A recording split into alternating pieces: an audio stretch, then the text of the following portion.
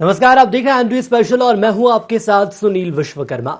देश भर में कोरोना की तीसरी लहर की आहट के बीच 5 राज्यों में चुनाव प्रचार तेजी पकड़ता जा रहा है और चुनावों का होना लगभग तय माना जा रहा है। कोरोना के नए वेरिएंट तेजी से देश भर में बढ़ते जा रहे हैं, तो वहीं महाराष्ट्र, उत्तर प्रदेश और दिल्ली में सबसे ज्यादा मामले सामने आ रहे हैं। तो वहीं बात यदि मध्य प्रदेश के परिदृश्य की करें तो तकरीबन 200 से ज्यादा मामले नए वेरिएंट के सामने आ गए हैं। और ऐसे में सवाल ये सामने आ रहा है कि जिस तरह कोरोना वायरस के नए वेरिएंट सामने आ रहे हैं, जान का जोखिम बढ़ता जा रहा है। इससे मौजूदा हालात में चुनाव करवाना खतरे से खाली नहीं है। तो देखना ही होगा कि क्या कोरोना की दहशत और आहट को देखते हुए चुनावों को टाला जाना चाहिए। पंचायत चुनाव की हम बात कर लें तो शिवराज सरकार ने पंचायत चुनावों को लेकर फिलहाल ये साफ तौर पर कहा है कि यदि ओबीसी आरक्षण नहीं आता है तब तक चुनाव नहीं किए जाएंगे। लेकिन सबसे बड़ा सवाल ये सामने आ रहा है, जिस तरह से बड़ी बड़ी रैलियां आयोजित की जा रही हैं, जननेता चुनावों में पहुंच रहे हैं, उनके फॉलोअर्स चुनावों में पहुंच रहे हैं, मतदान की लोगों से अपील लगातार की जा रही है और ऐसे में यदि लोगों का बड़ी रैलियों में पहुंचना का सिलसिला शुरू रहता है, कुछ यही तस्वीरें देखने को मिलेंगी, तो ये साफ तौर पर माना जा सकता है कि तीसरा वेरिएंट और तीसरी लहर जल्द ही सभी के बीच में होगी।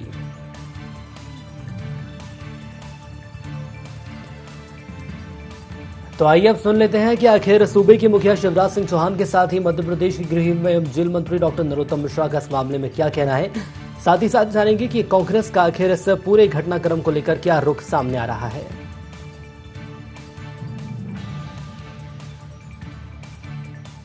कि रात्रिकालीन कर्फ्यू रात 11 बजे से लेके सुबह 5 बजे तक लगा रहेगा। अगर आवश्यकता पड़ी तो कुछ और उपाय हम जरूर करेंगे। और हां, अगर कोविड का कोई पॉजिटिव केस आता है तो घर में अगर पर्याप्त स्थान है तो घर में उसको आइसोलेट करके इलाज करेंगे, और नहीं तो हर हालत में उनको हमको अस्पताल में ही भर्ती कराना चाहिए ताकि परिजन वायरस के संक्रमण से बच सकें। सावधान रहना है, याद रखना, सावधानी में ही सुरक्षा है। चुनाव किसी की जिंदगी से बड़ा नहीं है। लोगों की जान हमारे लिए पहली प्राथमिकता। और पंचायत चुनाव का जो पूर्व का अनुभव है, जो कोरोना काल में हुए थे अन्य प्रदेशों में, उनसे काफी नुकसान हुआ था लोगों की सेहत का। और इसलिए मेरी व्यक्तिगत राय ये है कि कोरोना की दहशत और आहट को देखते हुए पंचायत चुनाव को टाला जाना चाहिए। तो निश्चित तौर पर इलाहाबाद हाईकोर्ट का फैसला अच्छा है कि चुनाव पर रोक लगना चाहिए और लोगों को बचाना सबसे बड़ी जवाबदारी होना चाहिए। लेकिन सरकार तो कहती कुछ है, सुबह दिन में बड़ी बड़ी रैलियां करती है और शाम को इस तरह की बात करती है। वही बात करें तो मोदी जी दिन में वाराणसी में बड़ी बड़ी रैलियां करते हैं और शाम को जाके वो समीक्षा करते हैं। मध्य प्रदेश में पंचायत चुनाव को शुरू से सरकार टालना चाहती है। पहले उन्होंने जानबूझकर रोटेशन को समाप्त किया ताकि कहीं ना कहीं न्यायालय में इस पर रोक लगे। उसके बाद उन्होंने परिसीमन को समाप्त किया, फिर ओबीसी आरक्षण पर चुप्पी साधी और अब कोरोना की तीसरी लहर के नाम पर इस चुनाव को टालना चाहते हैं। निजी राय बता।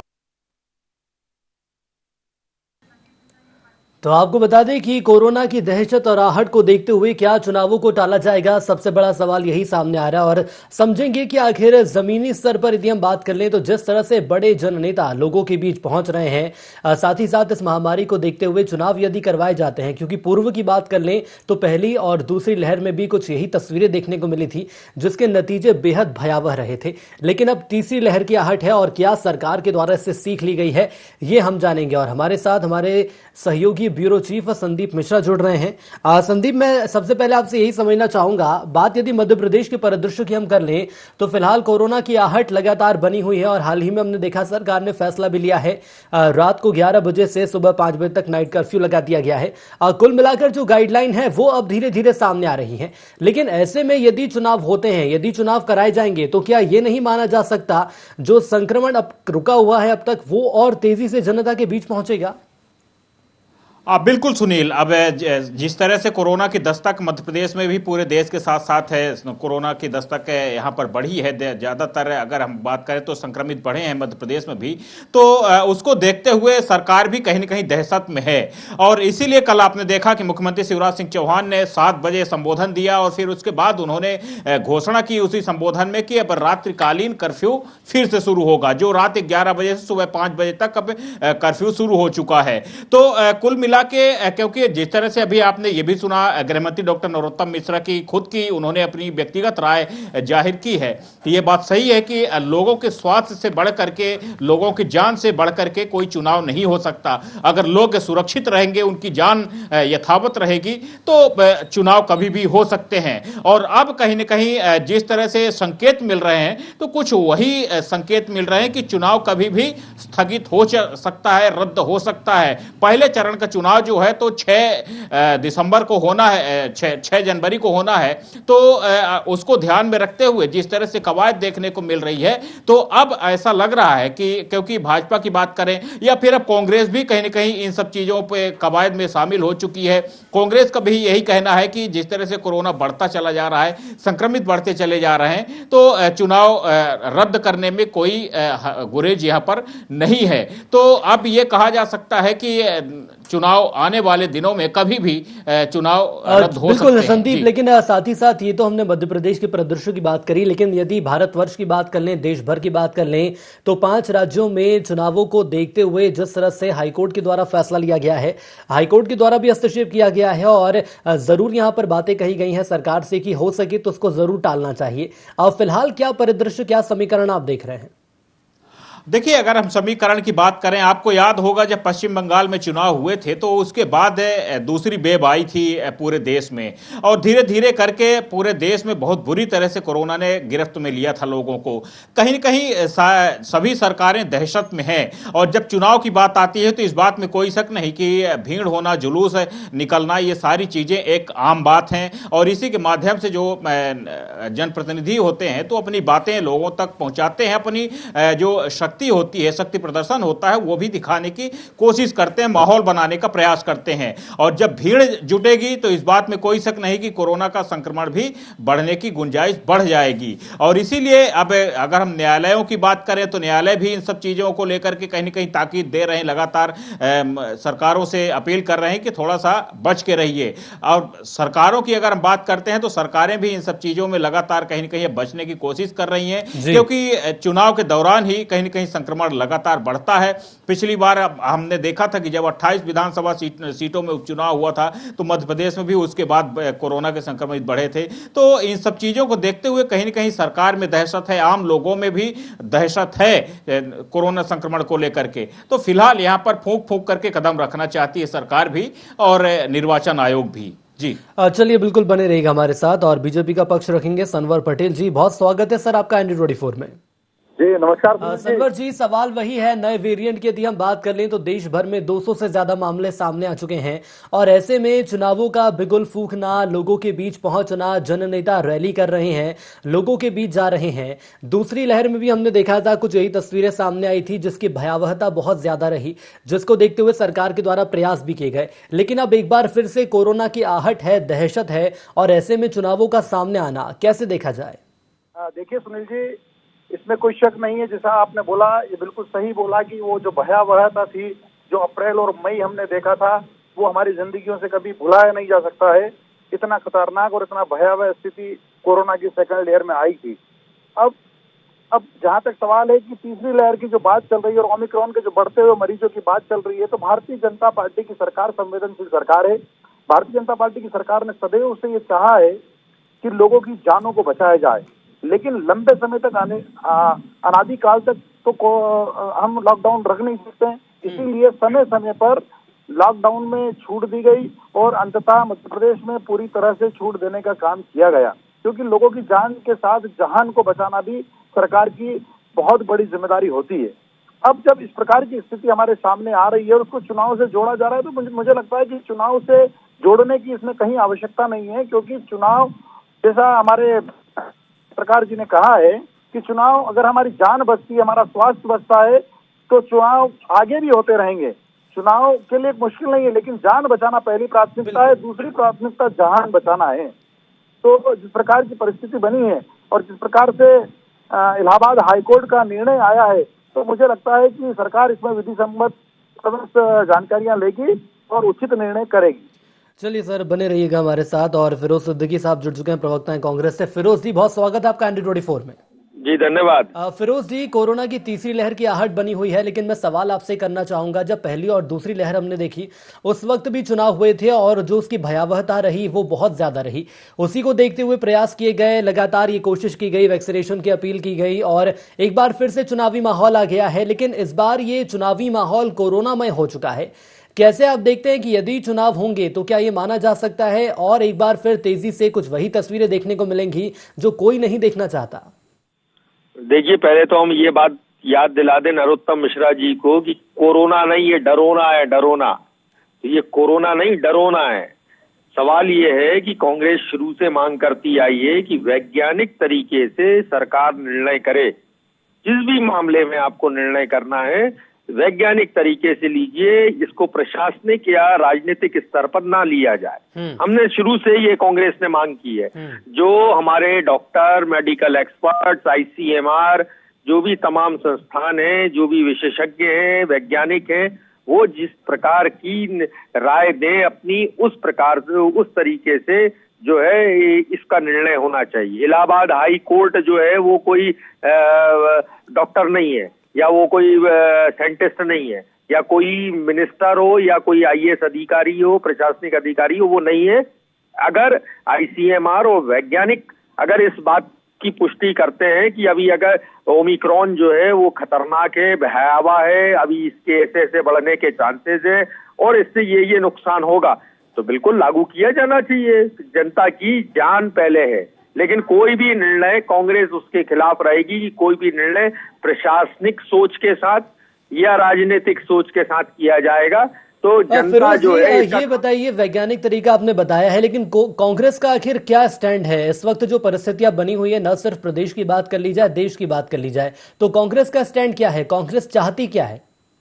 कांग्रेस ये चाहती है कि जो वैज्ञानिक हैं, हमारे चिकित्सक हैं, डॉक्टर हैं, यानी और ICMR जैसे जो बड़े बड़े संस्थान हैं जो वायरोलॉजी के क्षेत्र में या इन बीमारियों को लेकर काम कर रहे हैं, उनको एक रिपोर्ट, उनको ये काम दिया जाए कि वो इसकी पड़ताल करें और वो जो रिपोर्ट दे उस रिपोर्ट के आधार पर निर्णय होना चाहिए।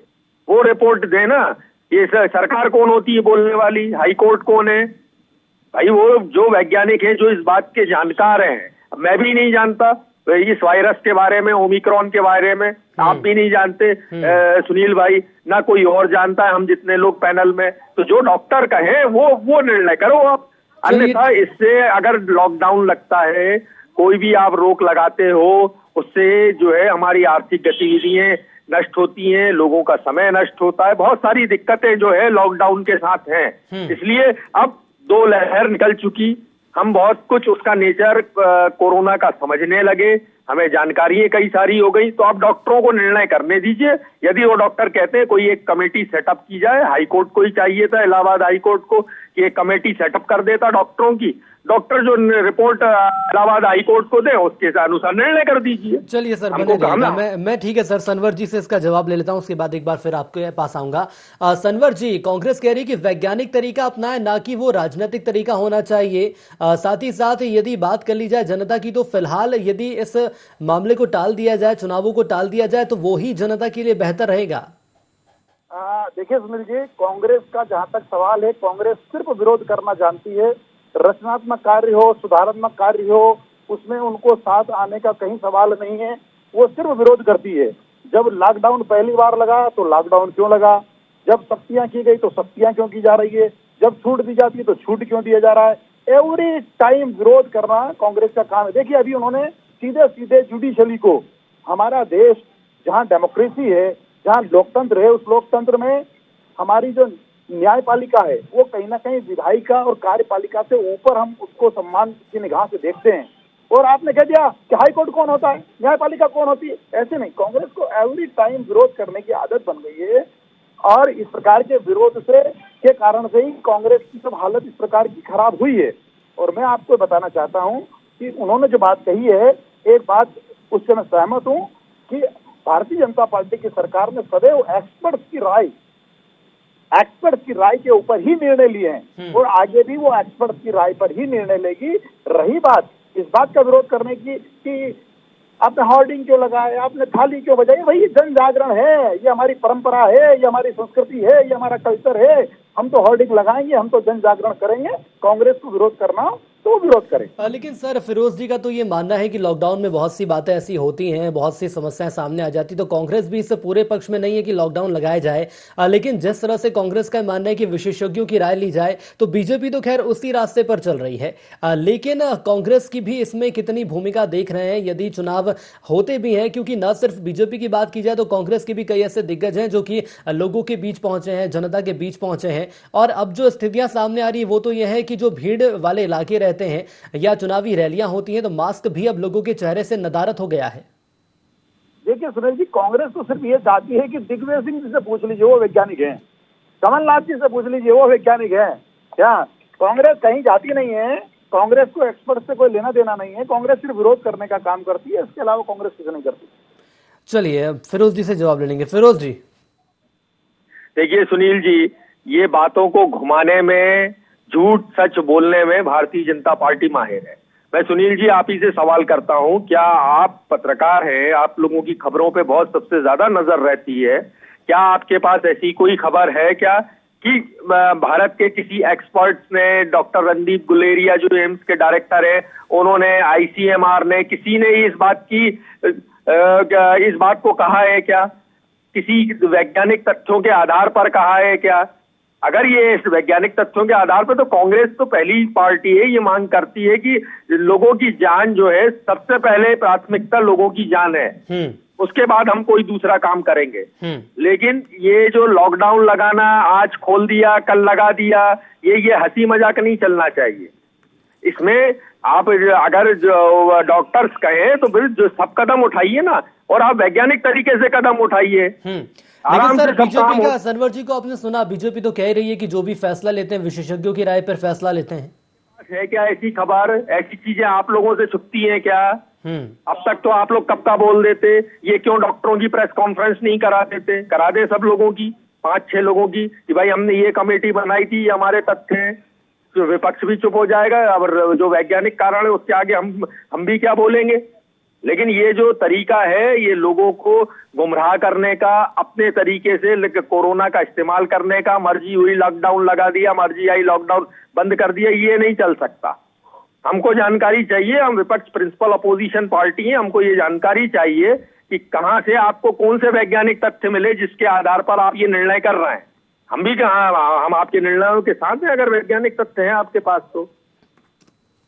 सनवर जी, इलाहाबाद हाईकोर्ट की हम यहाँ पर बात कर लेते हैं। जो फिलहाल इलाहाबाद हाईकोर्ट के द्वारा जो फैसला रखा गया है, केंद्र के द्वारा बात कर ली जाए तो क्या अभी तक कोई ऐसी रणनीति बनाई गई है कि हाँ चुनाव टाले जाएंगे, या फिलहाल ऐसी कोई दिशा में सरकार के द्वारा प्रयास किए जा रहे हैं?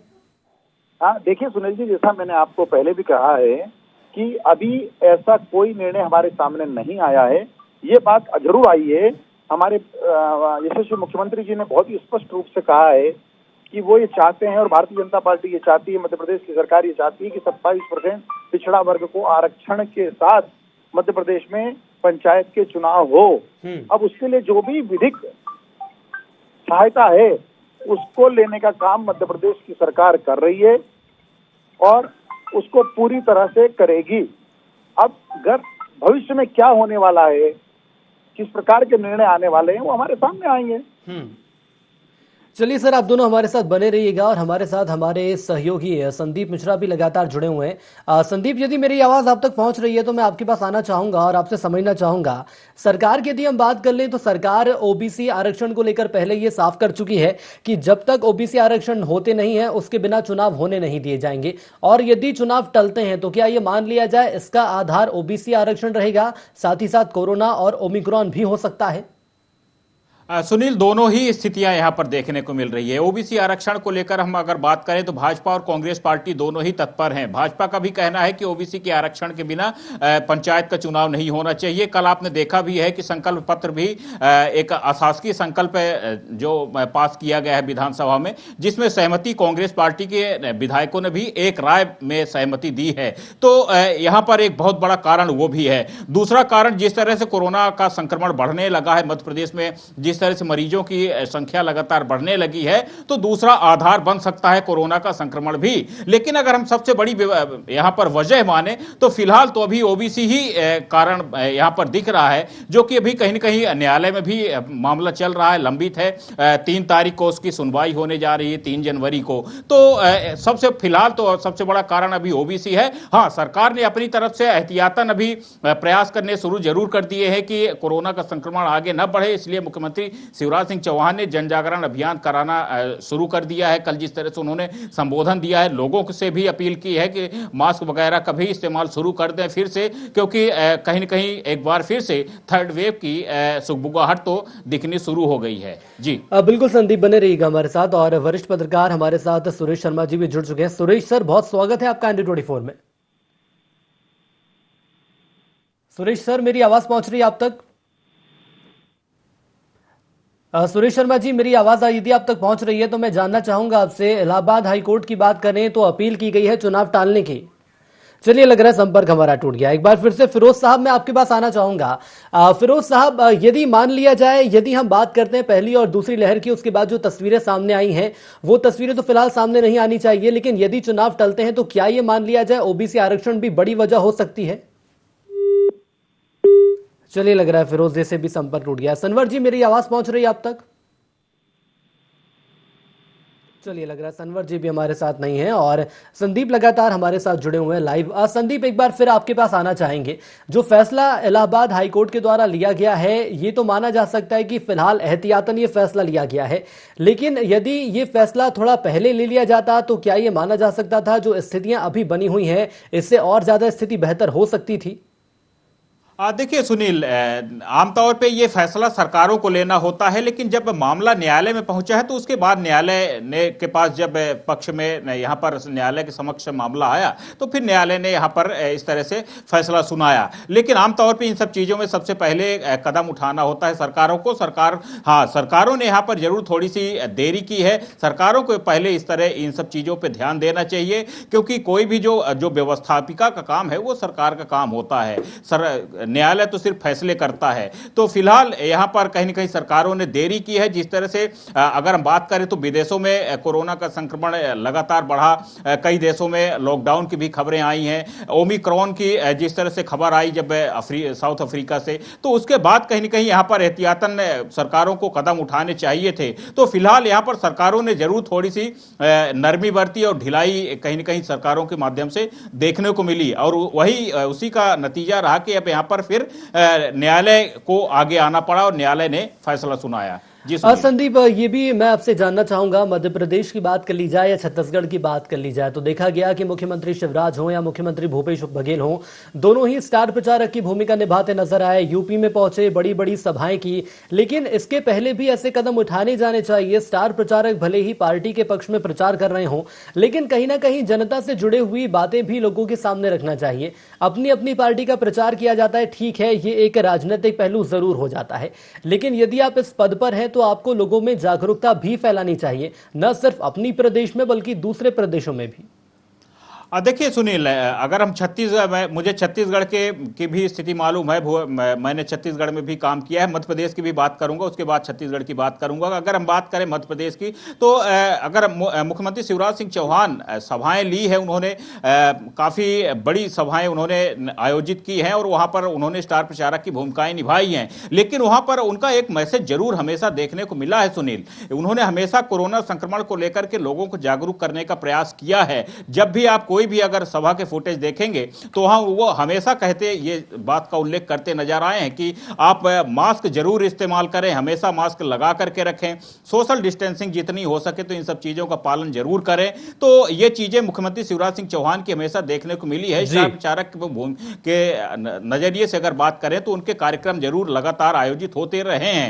वहीं अगर हम छत्तीसगढ़ की बात करते हैं तो वहां पर जरूर ज्यादा लापरवाही देखने को मिली है, जबकि छत्तीसगढ़ में ज्यादा भयावह स्थिति देखने को मिली थी। बिल्कुल संदीप, ये आपका कहना बिल्कुल सही है, लेकिन अब देखना ही होगा कि आखिर आने वाले वक्त में क्या रणनीतियां तय की जाएंगी। हमारे साथ जुड़ने के लिए आपका बहुत धन्यवाद। और कार्यक्रम की अंतिम बेला चल रही है, हमारे साथ वरिष्ठ पत्रकार सुरेश शर्मा जी जुड़ चुके हैं। सुरेश सर, स्वागत है आपका 124 में। जी। सुरेश सर, एक सवाल मैं आपसे जरूर लेना चाहूंगा। इलाहाबाद हाई कोर्ट की बात कर ली जाए तो फिलहाल जो बातें सामने रखी गई हैं, फिलहाल चुनावों को टालने की, सीधा सा सवाल यही है, आप कैसे देखते हैं, क्या केंद्र के द्वारा कोई फैसला, क्या इस दिशा में कोई आगे केंद्र सरकार बढ़ सकती है, कोई ऐसा सख्त फैसला ले सकती है? क्योंकि इस वक्त चुनावी रैलियां भी शबाब पर हैं और जो मुख्यमंत्री हैं, जननेता हैं, वो भी स्टार प्रचारक के तौर पर अपनी भूमिका निभा रहे हैं।